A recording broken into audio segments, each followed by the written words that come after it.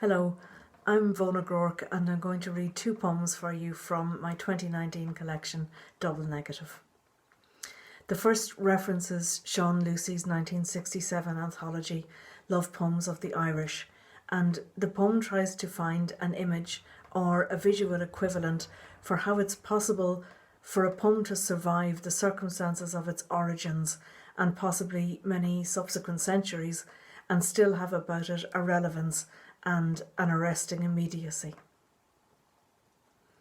On reading Love Poems of the Irish.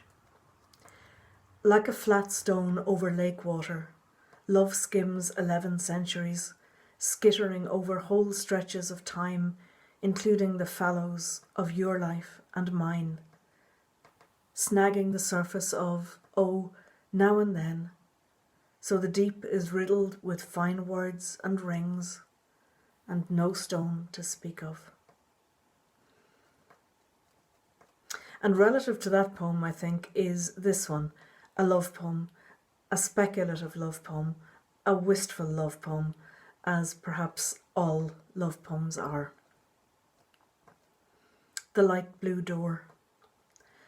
Of course I wanted to live with you in the house with the light blue door, perched on the headland like a seagull, eyeing the notion of flight in a sky crammed with elsewhere. As if we could. And yet, here we are. The wind with its pocketful of names follows us room by room, and always a late May kind of light floods winter in our mouths. You're not even here any longer, and I too am long gone. So who's that in the armchair, head in hands? And who's that running for clothes on the line? Night coming down on it all. For a poem by another gallery author, I've chosen to read The Flat Earth by Conor O'Callaghan from his 2005 collection, Fiction. It's a poem of great richness and beauty, as befits a poem that launches from the paintings of artists such as Matisse and Bonnard, full of eye-catching imagery and shape grafting and visual rhyme and intricacy. The poem is dedicated to his daughter Eve, in fact our daughter Eve, who went on to become a painter herself. I blame this poem. The Flat Earth, for Eve. Tilt the garden up and look, nothing falls off. A smock leaning through the window of the dining room even offers its pattern on a plate. The surface, love, is everything. It is plenty. The wallpaper ripens, the horizon plumbs its own depths, and the flat earth warms to us. They say they speak apples there, a patois of wafer and checkered cloth. The glow, a carafe of still water, both gathers and gives back. It waits for you. Go to it. You're as full and round as it is, and it is all yours.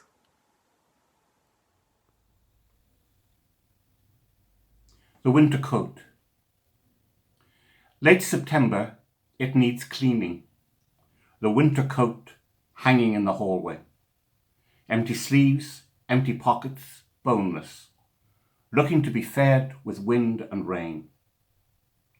It never married husband nor wife, kept itself to itself, the winter coat. What yarns could it tell, stirring up bother, taking both sides around the campfire? It is no fear of soldier nor priest, though they might covet the winter coat. Sabre and sacrament tore its lining. We repaired it with haystack and needle.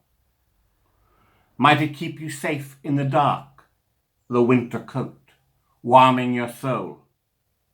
Sinner and saint, it's seen it all, forgiving, forgetting, seasoned and soiled.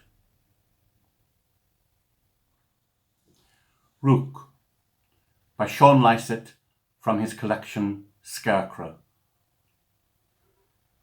As I walk out in the evening, across land that isn't mine, My shadow falls almost as long as the zone the rooks are deserting. They flap away over hedges to what they know, to bangers in the barley field and Guy Fawkes.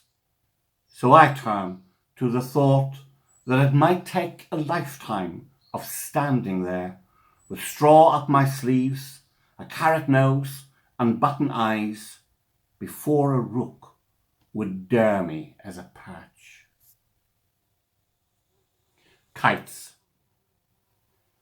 After 40 years, embracing tonight, I reach and touch air between us. Your body flees, free as a kite, a vein of flesh, string tied to dust.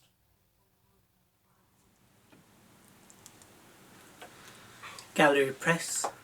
The wonderful Gallery Press is celebrating 50 years of publishing this year, and I've chosen 2 poets, 3 poems and 2 books to show you. The first is Gregory O'Donoghue's Kicking from 1975. One of the first books of poetry I held in my hand, which was by a Cork poet of the modern era. A wonderful book, beautifully produced at the time by Gallery Press. It was actually Gallery Press's 25th publication, although the press was very young in 1975. Gregory O'Donoghue was my tutor at UCC's English department.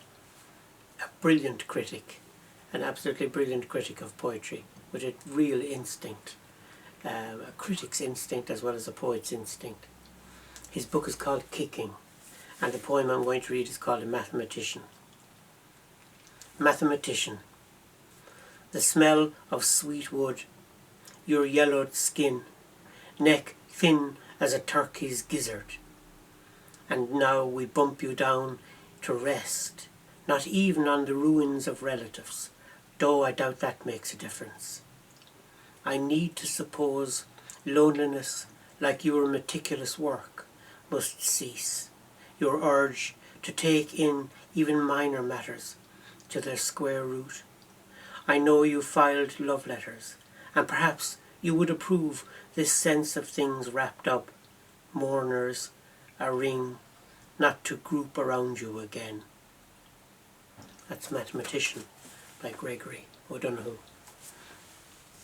The other work I'd like to read to celebrate Gallery's 50th are 2 poems by the Waterford poet, my old friend Seán Dunne.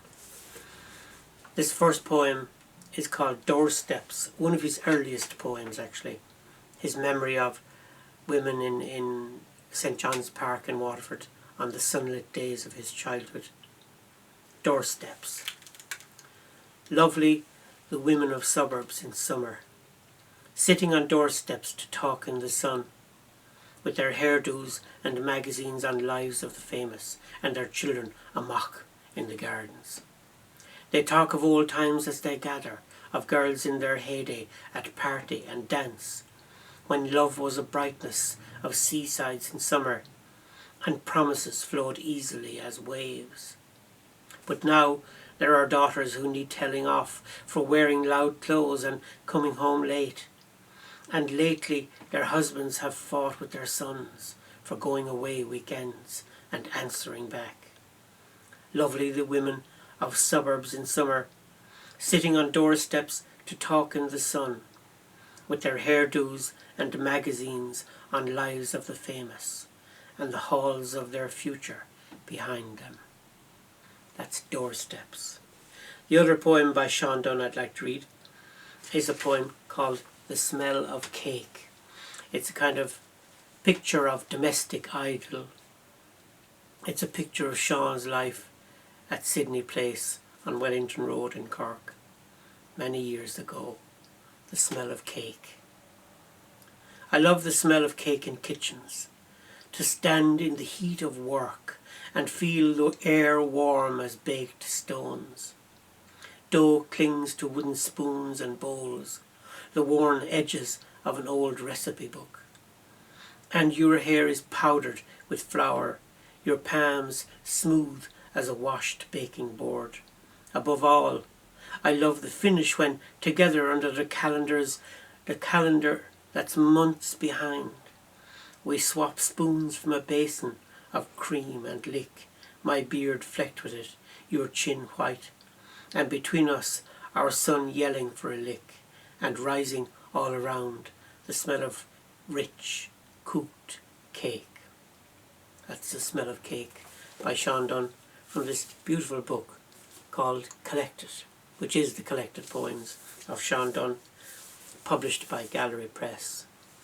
Poems to celebrate Gallery's 50th, the 50th of a press that has contributed so much to the richness of Irish poetic life, and also to the richness of Irish book design.